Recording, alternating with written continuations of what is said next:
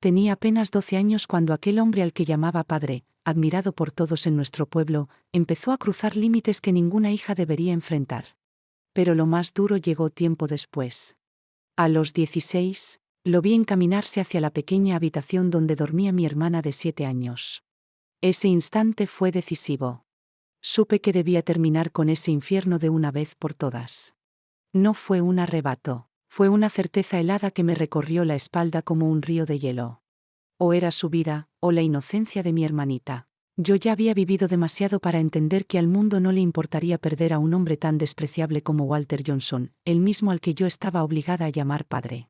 Me llamo Eleanor Johnson, aunque aquí todos me conocen como Miss Ellie. Hoy tengo 83 años. Hay capítulos de mi vida que preferiría borrar, pero también existen recuerdos que me llenan de gratitud. Nací en Millbrook, Alabama, en una época en que la vida parecía marcada por la sencillez y las tradiciones. Mi infancia estuvo llena de contrastes, entre juegos inocentes y silencios cargados de miedo. Aprendí muy pronto a desconfiar de las apariencias, porque lo que la gente mostraba en público no siempre coincidía con lo que escondía en su casa.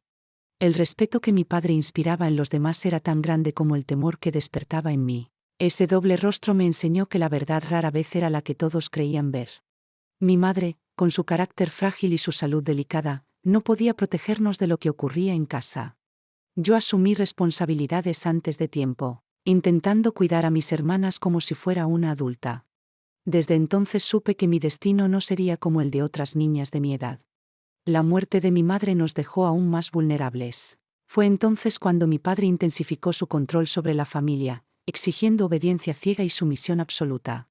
Yo sentía que cada día se cerraban más las puertas de escape. En mi interior crecían la rabia y la determinación, emociones que me acompañarían por el resto de mi vida. Con el tiempo aprendí a esconder mis pensamientos detrás de un rostro inexpresivo. Nunca dejaba ver el miedo que me consumía, porque sabía que mostrar debilidad solo empeoraría las cosas. Cada mirada, cada gesto de mi padre, era un recordatorio constante de que en cualquier momento podía estallar la tormenta. La escuela se convirtió en mi único refugio. Allí podía respirar un poco, aunque siempre con la sombra de lo que me esperaba al volver a casa. Mis maestros veían en mí a una estudiante aplicada, una joven que destacaba en números y escritura. Lo que nunca imaginaron era que detrás de esas buenas notas se escondía una necesidad desesperada de encontrar una salida. A los pocos años, la tienda de mi padre empezó a darme nuevas responsabilidades. Me dejaba a cargo de los registros, y yo descubrí que aquel mundo de cifras podía convertirse en mi arma. Los libros contables eran la base de su negocio y también su punto débil. Si lograba manipularlos, podía abrir una grieta en su fachada de hombre intachable. Esa idea germinó en mí lentamente, hasta volverse un plan. No buscaba dinero ni poder, buscaba justicia. Era la única manera que se me ocurría para poner fin a nuestro infierno. Mi padre viajó a Birmingham para atender unos asuntos y me dejó al mando de la tienda.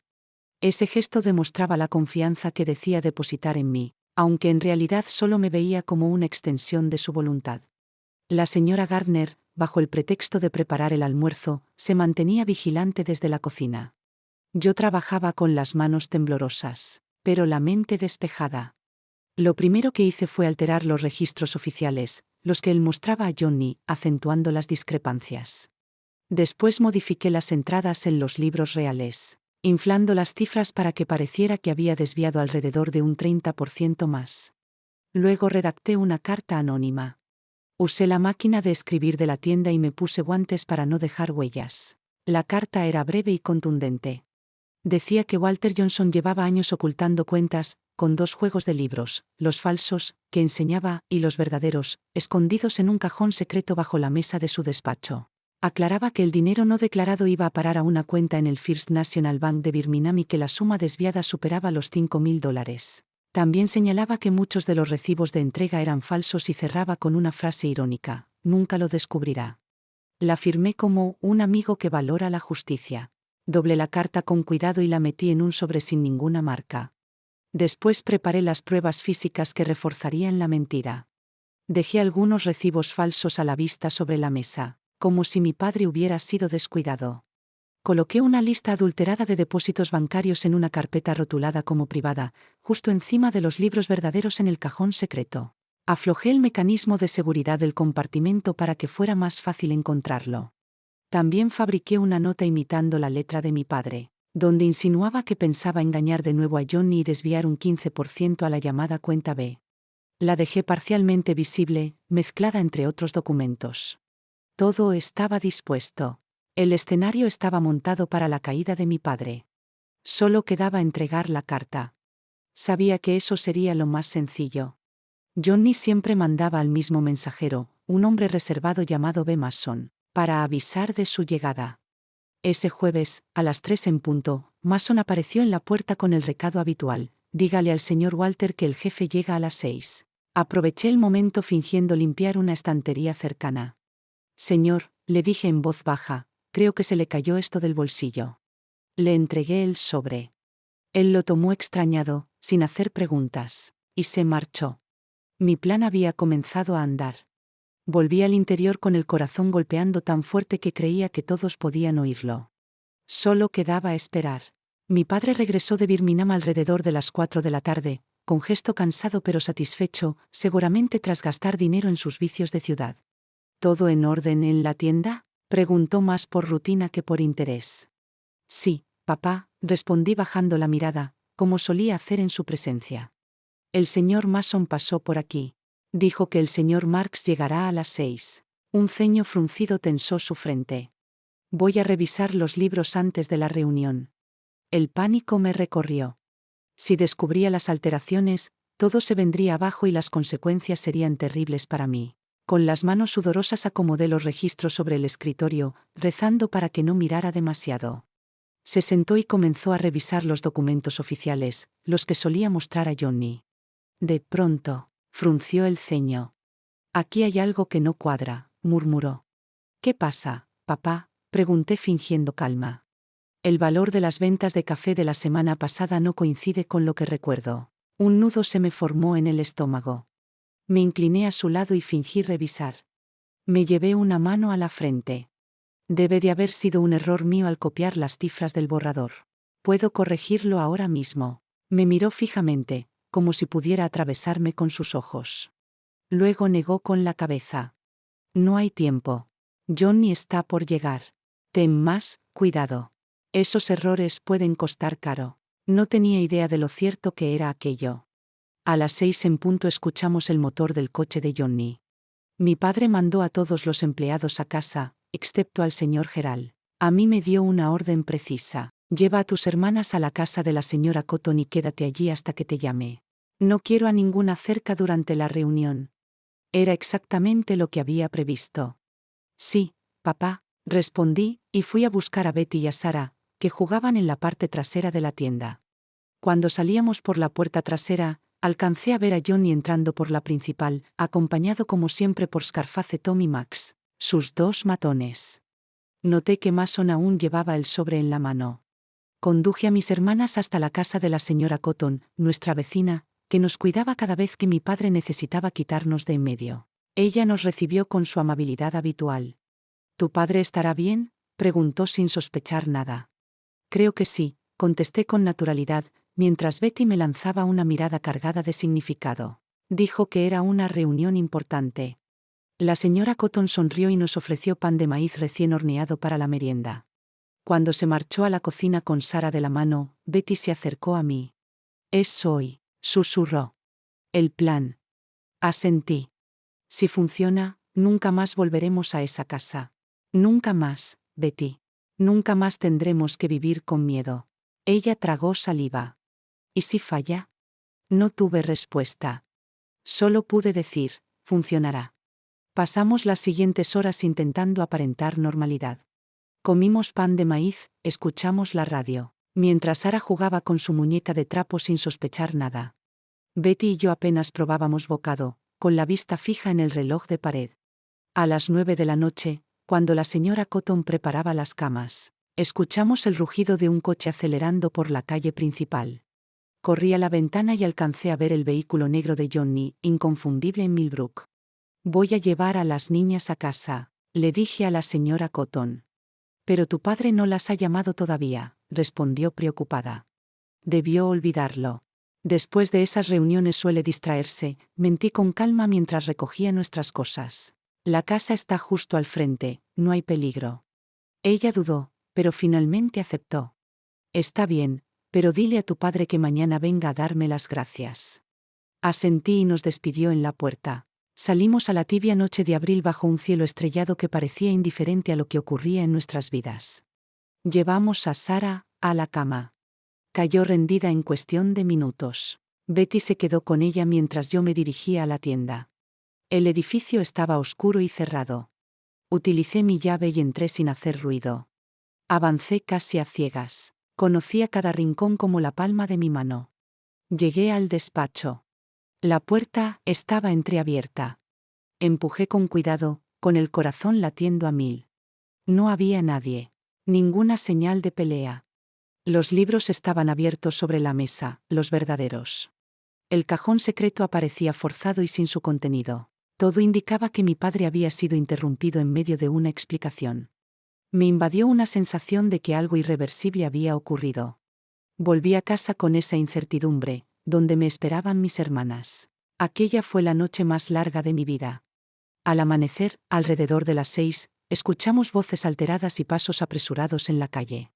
Me vestí a toda prisa y salí corriendo, dejando a Betty cuidando de Sara. Un grupo de vecinos se agolpaba frente a la tienda. El señor Jenkins, el barbero, me vio llegar y me dijo con rostro pálido: «Señorita, vuelva a casa. No debería ver esto». Pero ya era tarde. Entre la multitud vi como 2 hombres sacaban un bulto cubierto con una lona. Un brazo colgaba sin vida. Reconocí el anillo de oro que mi padre llevaba siempre en el meñique. «¿Qué pasó?», pregunté con una voz más serena de lo que sentía por dentro. La señora Gardner apareció a mi lado, seria, sin sorpresa en su expresión. «Encontraron a tu padre en la trastienda. Parece un ajuste de cuentas, un negocio mal cerrado». El sheriff Daniels, un hombre corpulento y de bigote espeso, tomaba notas en un cuaderno. Cuando me vio, carraspeó incómodo y se acercó. «Lamento mucho su pérdida, señorita», dijo sin mirarme directamente. «Parece que su padre tuvo un desacuerdo con alguien. Probablemente con Johnny Marks». Todos sabíamos que nadie investigaría a Johnny. Ese caso terminaría archivado como otro ajuste de cuentas más. Nadie me preguntó dónde estaba la noche anterior. Nadie quiso saber por qué mi padre estaba solo en la tienda tan tarde. La explicación oficial era simple: un comerciante endeudado que pagaba las consecuencias. En Millbrook, la justicia solía apartar la mirada cuando había hombres poderosos de por medio. Más tarde me permitieron entrar a la tienda para recoger algunas pertenencias. La oficina que la noche anterior estaba intacta aparecía ahora destrozada. Los libros de contabilidad habían desaparecido. En la pared, cerca del escritorio, se notaban marcas oscuras que parecían salpicaduras. El suelo había sido fregado apresuradamente, pero en la esquina quedaba una mancha más profunda. No hacía falta ser detective para comprender lo sucedido allí. Mi padre se había enfrentado a las pruebas de su fraude. Al principio debió negarlo, quizá incluso intentó culpar a alguien, tal vez a mí. Pero Johnny no aceptaba excusas. Su justicia era rápida y definitiva. En los días siguientes no hubo funeral formal. El cuerpo fue enterrado con prisa, acompañado solo por la familia más cercana. Los vecinos enviaron flores y comida, más por compasión hacia las huérfanas que por respeto al difunto. La versión que circulaba era que Walter Johnson había caído víctima de prestamistas despiadados. Nadie mencionó la posibilidad de que alguien más hubiera alterado los libros. Y yo me preguntaba en silencio: ¿hice mal? ¿Provocar la caída de mi propio padre, aun sabiendo lo que era, me convertía en culpable? Solo tenía 16 años y trataba de proteger a mis hermanas como sabía. ¿Qué habrías hecho tú en mi lugar, sabiendo que nadie te creería y que la policía nunca intervendría? Las semanas posteriores fueron un torbellino de emociones encontradas. Por un lado, sentía un alivio inmenso. Ya no tenía que revisar cada rincón antes de entrar en una habitación. Ya no temía los pasos en el pasillo durante la noche. Ya no debía proteger a Betty ni preocuparme por lo que pudiera sucederle a Sara. Pero junto al alivio llegaba el peso de la culpa. Había sido, aunque de manera indirecta, responsable de la muerte de una persona. Y no de cualquiera, sino de mi propio padre. A veces despertaba empapada en sudor, recordando la lona cubriendo su cuerpo al ser sacado de la tienda. Otras veces me preguntaba si existía alguna alternativa, alguna salida distinta. La respuesta siempre era la misma: no, no la había. En un mundo sin protección ni justicia, era él o nosotras. Nunca sentí satisfacción ni venganza, solo un vacío extraño, como si me hubieran quitado un peso de encima y dejado un espacio que no sabía llenar. Betty nunca me interrogó directamente, pero a veces me miraba con una expresión que parecía decir: sé lo que hiciste y lo comprendo. Sara, demasiado pequeña, nunca entendió del todo. Le dijimos que papá se había ido al cielo, como mamá antes que él. Lo que ninguna de nosotras sabía entonces era que esa muerte, tan dura y definitiva, era solo el inicio de otro camino aún más incierto. Todavía quedaba la tienda, las deudas y la pregunta de cómo sobreviviríamos 3 niñas solas. Los días que siguieron estuvieron llenos de asuntos prácticos imposibles de ignorar. La tienda, con todas sus deudas, seguía siendo un problema enorme. Para nuestra sorpresa, Johnny no desapareció de la escena. En lugar de eso, envió a sus hombres para arreglar lo que quedaba. Uno de ellos era Mason, el mismo que había llevado la carta.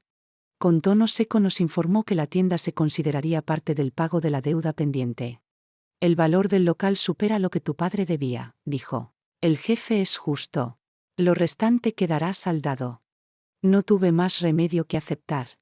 Era menor de edad, sin respaldo legal, y además sentía un rechazo profundo por aquel negocio. La tienda se vendió, por un precio mucho menor al real. Entonces apareció algo que no esperábamos: una póliza de seguro de vida. Mi padre, quizás sin pensarlo, había dejado una red de seguridad. Ese dinero estaba destinado a proteger su propio futuro, pero terminó salvándonos a nosotras. El señor Tips, un conocido de confianza, nos sugirió mudarnos a Atlanta. Es una ciudad llena de oportunidades. Lejos de los fantasmas de aquí, dijo. También nos recomendó un abogado para el proceso legal de tutela. El licenciado Everisto explicó que, con solo 16 años, lo normal era que nos entregaran a un tutor o familiar. Nuestra única pariente era la abuela Hazel, demasiado frágil para cuidar de 3 niñas. Yo me he ocupado de ellas desde que mamá enfermó, respondí con firmeza. Puedo seguir haciéndolo. La batalla legal que siguió fue larga y agotadora. El abogado Everisto reunió documentos, buscó testigos y habló con vecinos que podían confirmar mi capacidad para cuidar de mis hermanas. El dinero del seguro sirvió como respaldo, demostrando que tendríamos recursos para sobrevivir sin depender de nadie. Después de casi 3 meses de incertidumbre, el juez me concedió la custodia temporal. La condición era clara: debía continuar mis estudios y aceptar visitas periódicas de un trabajador social. No era la solución perfecta, pero al menos manteníamos la unidad familiar. En agosto de 1958 dejamos Millbrook con 3 maletas y un cúmulo de miedos y esperanzas. Subimos a un autobús rumbo a Atlanta, una ciudad desconocida que representaba un nuevo comienzo. Sara, con 7 años, veía la mudanza como una aventura. Betty, con 14, guardaba silencio, aunque sus ojos mostraban un brillo de esperanza. Yo, con 16, llevaba sobre los hombros un peso que parecía demasiado grande para mi edad. Atlanta nos recibió con su ritmo acelerado y calles amplias, muy distintas a nuestro pequeño pueblo. Alquilamos una casa modesta en el barrio de West End. 2 habitaciones, un salón, una cocina y un baño. No era lujosa, pero para nosotras era un palacio, porque no había fantasmas en cada rincón. Con ayuda del abogado, conseguí trabajo como asistente en una empresa de contabilidad. El dueño, el señor Sullivan, me contrató sin reparar demasiado en mi edad. Nunca vi a alguien tan joven entender tan bien los números, comentó el primer día. Si supiera cómo había aprendido, pensé en silencio. Mi primer sueldo apenas alcanzaba para lo básico, pero con el dinero del seguro a salvo en el banco podíamos vivir sin sobresaltos mientras construía un futuro. Matriculé a Betty y a Sara en escuelas cercanas. Yo también retomé los estudios por las noches, decidida a terminar al menos la secundaria. Fue en esas clases nocturnas donde conocí a Thomas. Era un joven profesor voluntario de matemáticas, delgado, con gafas redondas y una sonrisa tranquila. Me llamó la atención su paciencia con los alumnos más lentos, la forma en que explicaba una y otra vez sin perder la calma. Era lo contrario de todo lo que yo había conocido en los hombres. Al principio apenas cruzamos palabras. Yo me mantenía distante, recelosa, sobre todo con los hombres. Pero Thomas tenía una manera distinta de acercarse, sin presión ni expectativas. Me ofreció ayuda extra con las matemáticas teóricas, que siempre me costaban más que la contabilidad práctica. Acepté por necesidad, imponiendo la condición de estudiar en la biblioteca, siempre con otras personas alrededor. Él lo respetó sin cuestionarlo. Con el tiempo, entre ecuaciones y charlas, empecé a soltar un poco las defensas. Me contaba sobre su familia en Carolina del Norte, sobre su sueño de abrir una escuela propia y su fe en que la educación podía cambiar vidas. Un día me preguntó, ¿y tú, Ellie, cuáles son tus sueños?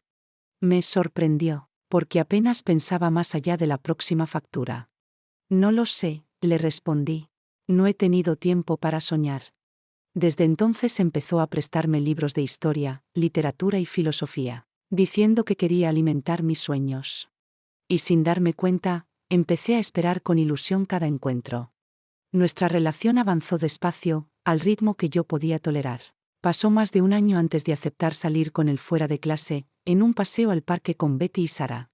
Otros 6 meses tuvieron que pasar para el primer beso, tan suave y respetuoso que me hizo llorar de alivio. Era la primera vez que comprendía que el contacto podía ser algo tierno y deseado, no una amenaza. Thomas nunca me presionó para ir más allá de lo que yo estaba lista a dar. Nunca cuestionó mis silencios ni mis límites. Cuando por fin le conté partes de mi historia, escuchó sin juzgar, con paciencia y respeto. Eres la persona más fuerte que he conocido, Ellie, me dijo, y en sus ojos no vi lástima, sino admiración. Nos casamos cuando cumplí 23 años, en una ceremonia sencilla, rodeado solo de familia cercana y amigos. Betty, ya con 21 años, fue mi madrina de boda. Sarah, de 14, lanzó flores en el pasillo de la pequeña iglesia. Ese día sentí que comenzaba una nueva etapa. Con el apoyo de Thomas terminé la secundaria, luego la universidad, y más tarde ingresé al programa de educación en la Universidad Estatal de Georgia. Era una de las alumnas de mayor edad, pero también una de las más dedicadas. Cada clase y cada libro eran ladrillos en la construcción de la mujer en la que quería convertirme. Me gradué como profesora en 1970, a los 28 años. Ese día mis hermanas me aplaudieron con lágrimas en los ojos, y Thomas sostenía a nuestra hija adoptiva Joanna, de 3 años, a quien habíamos acogido tras la pérdida de sus padres. Sentí que el círculo se cerraba, la niña a la que le negaron oportunidades ahora estaba lista para abrir caminos a otras. Comencé a dar clases en una escuela pública a las afueras de Atlanta. Era un trabajo duro, con muchos estudiantes y pocos recursos, pero profundamente gratificante. Pronto noté que varias niñas enfrentaban en sus casas realidades que me resultaban dolorosamente familiares. Aprendí a leer las señales, miradas bajas, excusas forzadas, moretones mal explicados. Fue entonces cuando nació la idea de abrir tutorías en el porche de nuestra casa. No solo era apoyo escolar, también un espacio seguro donde sentirse escuchadas. Thomas, que ya trabajaba como profesor de matemáticas en una escuela privada, se unió a mí. Al poco tiempo, teníamos decenas de niños y niñas viniendo cada tarde después de clases. Algunas chicas inventaban excusas para quedarse más tiempo, con tal de no regresar a casa. Eso nos llevó a habilitar una habitación en la parte trasera de nuestra casa, destinada a emergencias. Así llegó Teresa, una niña de 9 años que apareció un día lluvioso empapada y asustada. Mi padrastro dice que no vuelva, susurró entre sollozos. La acogimos primero de manera temporal, pero pronto quedó claro que necesitaba un hogar permanente. Su madre, dominada por el miedo, nunca se opuso. A medida que nuestro trabajo se conocía, más casos nos fueron llegando. La habitación improvisada ya no era suficiente. En 1975, con nuestros ahorros y la ayuda de amigos, compramos una casa más grande. Allí formalizamos el centro de apoyo, al principio como tutoría y refugio, y con el tiempo como un espacio completo de acogida. En 1985 el centro logró tener su propio edificio, con capacidad para albergar hasta 30 niñas. Además del refugio, ofrecíamos terapia psicológica, asesoría legal y cursos de formación para adolescentes. Era el tipo de recursos que mis hermanas y yo nunca tuvimos cuando más los necesitábamos. Con el tiempo, cada una de mis hermanas siguió su propio rumbo, aunque el lazo entre nosotras permaneció fuerte.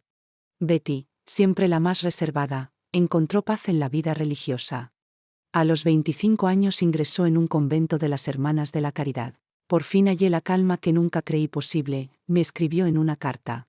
Hoy dedica su vida al cuidado de niños abandonados en Alabama, transformando su dolor en servicio. Sara, la menor, eligió un camino parecido al mío. Se convirtió en maestra de educación infantil. Quiero llegar a ellas cuando aún son pequeñas, antes de que el mundo las hiera, solía decir. Formó una familia en Florida, con 3 hijos y una vida estable. Con los años llegaron conversaciones difíciles sobre nuestro pasado. Betty compartió experiencias que había guardado en silencio. Yo confirmé lo que siempre había sospechado. Sara, que había sido protegida de lo peor gracias a nosotras, tuvo que enfrentarse al descubrimiento de quién había sido realmente nuestro padre. Por primera vez sentí que podía compartir parte del peso que cargaba. Aún así, nunca les conté por completo mi papel en la muerte de él. Algunas verdades son demasiado pesadas incluso para quienes más amamos. En 1990, casi 30 años después de dejar Millbrook, decidí regresar. Thomas se ofreció a acompañarme, pero sabía que era un viaje que debía hacer sola. Vuelvo mañana, le prometí al despedirme en la estación de autobuses. Millbrook ya no era el mismo. Lo que una vez fue un pequeño pueblo rural se había transformado en una ciudad industrial bulliciosa. Las calles de tierra de mi infancia eran ahora avenidas pavimentadas. Donde estuvo la tienda de mi padre, había modernos comercios. Mi primera parada fue el cementerio. Nunca había visitado su tumba.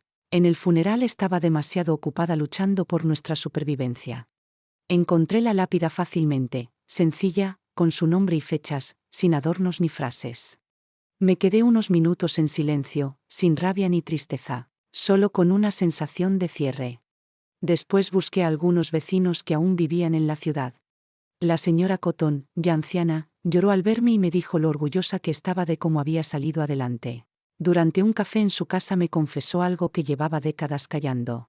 Siempre sospeché que había algo extraño en esa casa, murmuró bajando la voz. Recordaba cómo nos encogíamos ante cualquier ruido, los llantos nocturnos, los moretones que nunca tenían explicación convincente. Debí haber hecho algo, pero en aquel tiempo no nos metíamos en lo que pasaba dentro de las familias, se lamentó. Perdóname por no haber intervenido. Su confesión fue la primera de muchas. Un panadero comentó que notaba nuestro nerviosismo cada vez que mi padre se acercaba. Una profesora admitió que había percibido nuestro miedo constante, pero no hizo nada. Incluso un sacerdote reconoció que ignoró confesiones vagas que debió investigar mejor. Todos habían tenido dudas, pero nadie actuó. La revelación más dura llegó de Nancy, hija de un comerciante vecino. Tu padre también me dañó, me dijo con voz entrecortada. Cuando tenía 12 años ayudaba en el mostrador y él la llamaba al almacén con excusas. Nunca se atrevió a contarle a nadie, convencida de que no le creerían. De adulta entendió que no había sido su culpa. Antes de despedirse, me reveló que no fue la única. Al menos otras 3 mujeres de nuestra generación guardaban historias similares. Todas habían callado, cargando solas con su trauma. Comprendí entonces que los agresores rara vez tienen una sola víctima y que el silencio prolonga el daño. Regresé a Atlanta con el corazón encogido, pero también con una sensación extraña de alivio. Le conté a Thomas lo que había descubierto sobre los vecinos indiferentes y las otras víctimas. Él me escuchó en silencio, tomándome de la mano. Lo importante es que rompiste el ciclo, Ellie, me dijo. Convertiste ese dolor en algo que puede salvar a otras niñas. Con los años, el centro que habíamos fundado se convirtió en un referente nacional. Nuestra labor se sostenía en 3 pilares: ofrecer seguridad inmediata, ayudar a procesar el trauma con terapia y dar herramientas para un futuro independiente a través de la educación. Más de 100 niñas pasaron por nuestras puertas. Algunas estuvieron unos meses, hasta que sus familias recuperaron estabilidad. Otras permanecieron años, hasta alcanzar la adultez. Muchas lograron estudiar, trabajar y construir vidas plenas. Varias incluso regresaron después como voluntarias o profesionales, cerrando el círculo de apoyo. En el año 2000, el Departamento de Justicia nos otorgó un reconocimiento oficial. En 2005 recibí la invitación de formar parte del Consejo Nacional contra el Maltrato Infantil. En 2010 inauguramos una segunda sede en Memphis con apoyo federal. Logros que nunca hubiera imaginado aquella adolescente de 16 años que solo buscaba proteger a sus hermanas.